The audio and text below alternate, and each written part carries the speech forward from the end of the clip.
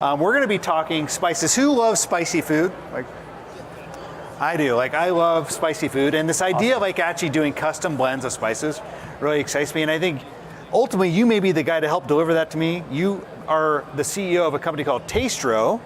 Basically, what we've created with TasteTro is an intelligent spice rack. So intelligence in the sense that we've incorporated two different technologies in to be able to allow you to not only dispense an individual spice, but really dispense all these blends that we've got loaded. So we start with 50 blends within the appliance, but then that's just the start of the journey. As we add more spices, all of a sudden you've got more blends you can have. So a couple more spices, you get all these Indian dishes. A couple of spices, you get all these Thai dishes.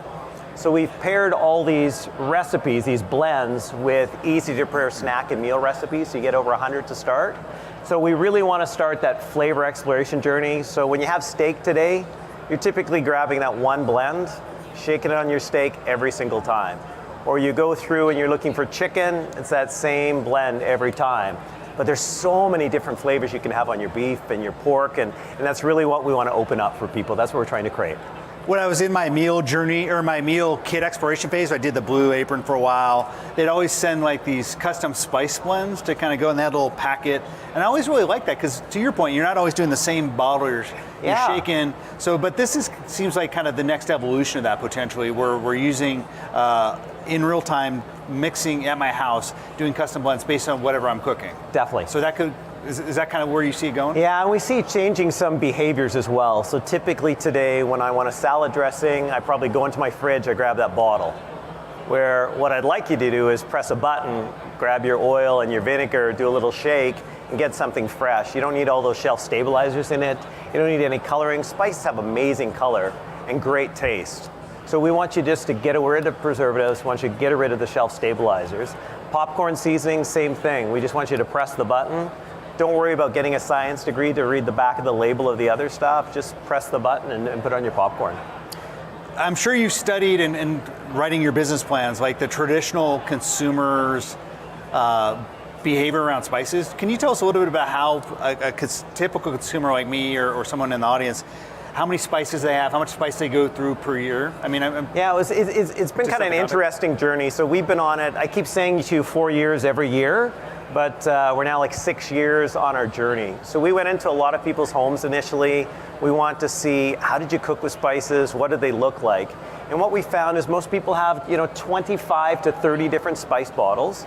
Some are repetitive, so you got dill because you didn't think you had dill, you bought it again, and it's sitting in there, so it's getting old. And then you've got blends, so you have between 3 and 5 blends that you always use, and they're sitting there. But when we went through to look how often you use your spices, it was typically I would use it on the weekend if I'm making a recipe on a Saturday or Sunday. During the week, I'm using all the shortcuts. So I'm either picking up food, I'm sticking frozen food that's already prepared in the freezer, I'm grabbing maybe the taco seasoning, ripping the label and throwing it on. I'm using all these shortcuts when in reality all those seasonings just sitting in your cupboard getting older.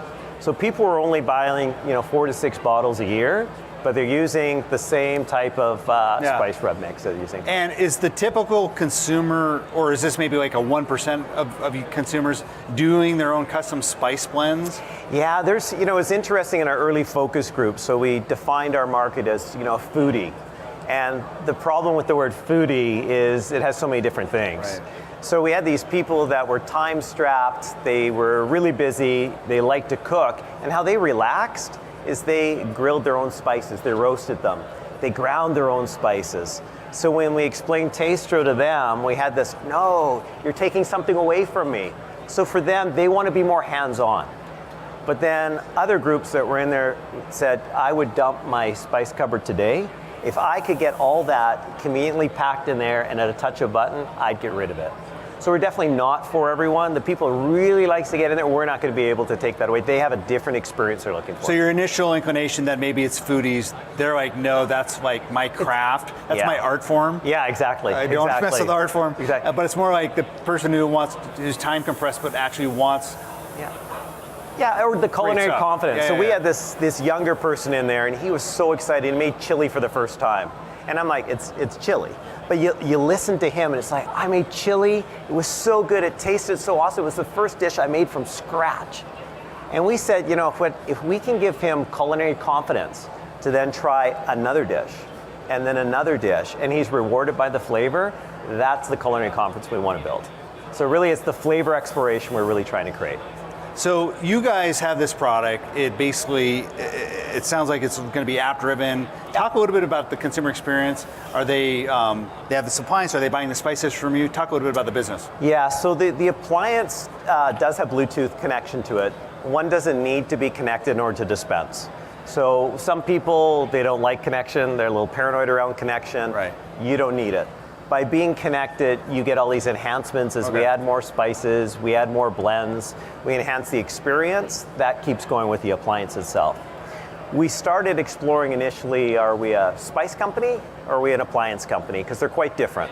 Right, an appliance company, I'm making the hardware for you, go at it. Spice company, I'm actually providing you with the spices.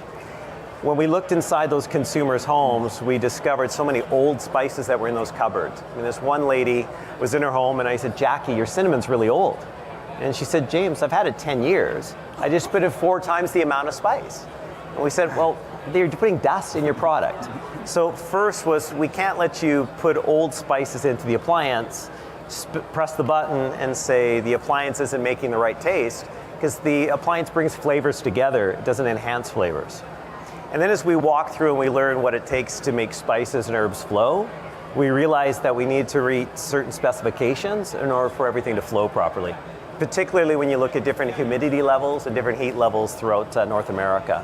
So with that, we've closed and we said we're a spice company. But what's exciting about that is we start this journey of creating all these different blends and all these different recipes. So we're not just, here's hardware, the warranty's over, we hope you buy another one. We actually have this relationship that we want to keep with the user. In theory, I like it. I think there's a challenge. I'm sure you've thought a lot about this. Is like getting people to have basically a sole source of spices. So yes. And then there's always this worry of like, you're a startup in a sense. You may ultimately work with bigger companies, but how are you going to convince consumers to have you as their sole source of spice supply, you know what I mean? So a few things, this is a great question. A few things, we really went to a purveyor that had a high quality gourmet spice. So people today, when they buy paprika, they think it's paprika, I just need paprika. So many different types of paprika, but then within those, there's so many different quality levels of paprika. So calling ourselves TasteTro, taste is the most important part. So first we procure high quality gourmet spices. So we believe that our spice should be better than the spice that you're getting or as good as that spice. Second, the personnel touch that you can have. So we won't have this right at launch, but right after launch. Mike, if you've got an amazing rib recipe, you put it in the TasteTro app, you push that spice into your appliance, you've got it right there so it dispenses for you. If you want to share, and some people don't like to share those recipes, but if you want to share, you would share it on social media, and people have been over to Mike's house for that recipe, they'd be like, that's that recipe, and then they would take that. So it becomes more of a community. So first, it's getting good quality product. Second, it's giving you flexibility with what you want to do with it. You guys are largely consumer focused. I could see this like being in like a bistro type of environment, but you first focus on the consumer space, is that correct? Yeah, correct. So our first appliance is consumer. Our mechanism, though, we've had a lot of inquiries for commercial, bistro in particular. Commercial application, we would enhance the motors, we would enhance some of the gears, we would probably increase the dispense amount. The mechanism that's patented would be the same. So when you bring it out, it's going to be in 2020, 2019, 2020? Yeah, so we're finalizing arrangement with a potential strategic partner here right away. And then with that, we've moved to consumer trials. And then we would be in production in the year. So everything's lined up. We've completed our laboratory testing for all the spice flow. So that piece is done. Our recipes are done for the blends as well as the meal recipes. Tooling is underway for the pods. Everything else is in place. I think it was 2016, I met you for the first time here in Chicago at the House for a Show. And so it's been kind of a 3 or 4 year journey.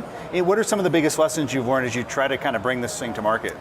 So 2013 is when we started our journey, wow. So it's been a long journey. So it started first understanding the consumer and then making sure that we were patentable. So that was kind of the first as we went through. And then... And you guys have patents? We have patents, yeah. We're 2 patents in the US, patent pending international in multiple countries. What's interesting is you think you're going to bring a product to market and it's like a year and a half. And it's like, great idea. It's gonna, and if you focus on the experience and not on the rush of getting to market, if you focus on that, then you can have a little bit more patience. So we actually had Paprika almost sink our ship. So typical startup product development, it's always right? Paprika, isn't it? Yeah. So Paprika took us 6 months to really understand how to make Paprika flow effectively. And then once we got past that. What was so hard about Paprika?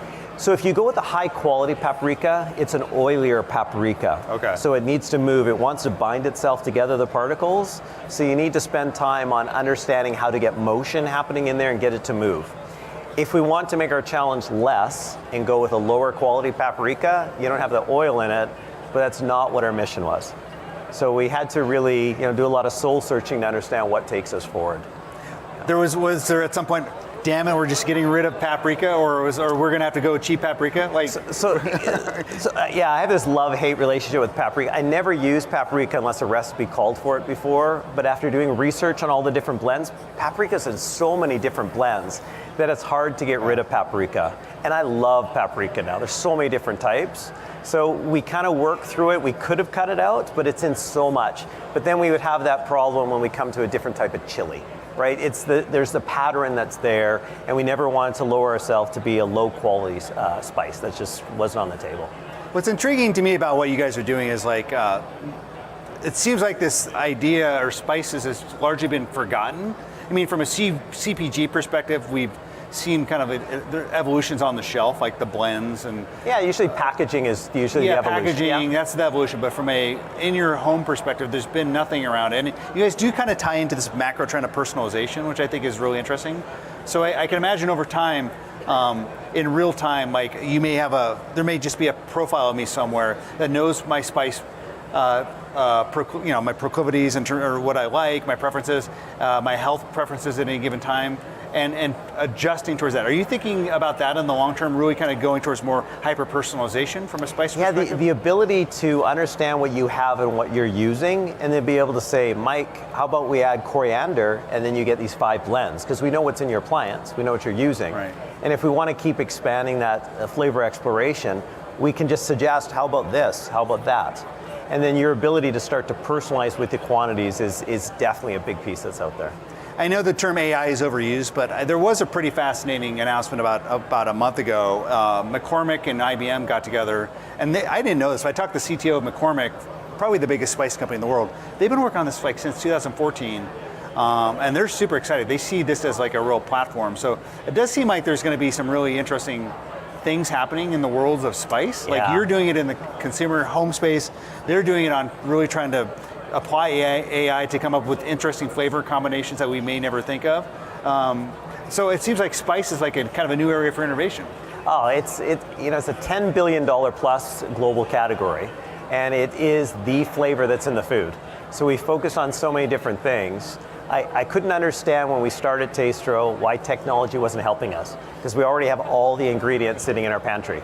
We just needed something to conveniently put it together. So if you had to, in terms of you've been through this 2013 to 2018, 6-year journey, you're getting close to the finish line. What's the biggest takeaway or lesson you've learned in these kind of hard 6 years in terms of, if you give some advice to like maybe another entrepreneur? Yeah, I would say persistence pays off. I've had lots of people send me emails and they say, that was my idea, you took my idea. Ideas are great, but the execution and development, going through those pain points, that's the challenge. But persistence, knowing when the ship is going down, and knowing when the ship's just gathering some water and you know how to close it off, but persistence is my message. Well, it's been great hearing about TasteTro and James. It's been good hearing about the journey. Thanks, Give them a big round of applause. Thank you. Thanks, everyone.